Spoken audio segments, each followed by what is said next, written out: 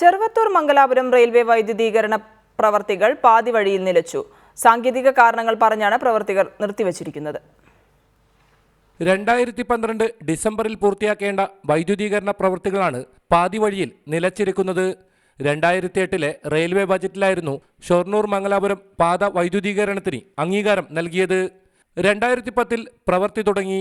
തുടർന്ന് 306 കിലോമീറ്ററുള്ള പാതയിൽ ചെറുവത്തൂർ വരെയുള്ള 223 കിലോമീറ്റർ വരെയുള്ള പ്രവൃത്തി പൂർത്തീകരിച്ച് ഗുഡ്സ് ട്രെയിൻ സർവീസ് തുടങ്ങി. എന്നാൽ യാത്രാ വണ്ടികൾ ഓടിത്തുടങ്ങിയിട്ടില്ല. ട്രെയിൻ സർവീസ് ആരംഭിക്കാത്തതിന് വിവിധ സാങ്കേതിക കാരണങ്ങൾ റെയിൽവേ ചൂണ്ടിക്കാട്ടുന്നു. അതേസമയം ഷൊർണൂർ മംഗലാപുരം പാതയുടെ വിവിധ മേഖലകളിൽ സബ്സ്റ്റേഷൻ നിർമ്മാണം പൂർത്തിയാക്കാത്തതാണ് പാത വൈദ്യുതീകരണം നീളുന്നതിന് ഇടയാക്കുന്നത്.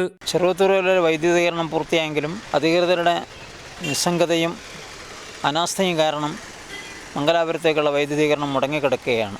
വളരെ കാലമായി മലബാർ മേഖലയോടുള്ള മറ്റ് വികസനങ്ങളിൽ കാണിക്കുന്ന അവഗണന റെയിൽവേയിൽ ഇപ്പോഴും തുടരുന്ന സാഹചര്യമാണുള്ളത്. ഷൊർണൂർ മംഗലാപുരം പാതയിൽ എക്സ്പ്രസ് വണ്ടികൾക്ക് നിലവിൽ അനുവദിച്ച സമയപരിധി 7 മണിക്കൂറാണ്. വൈദ്യുതീകരണം പൂർത്തിയാക്കിയാൽ 4 മണിക്കൂറായി ചുരുങ്ങും.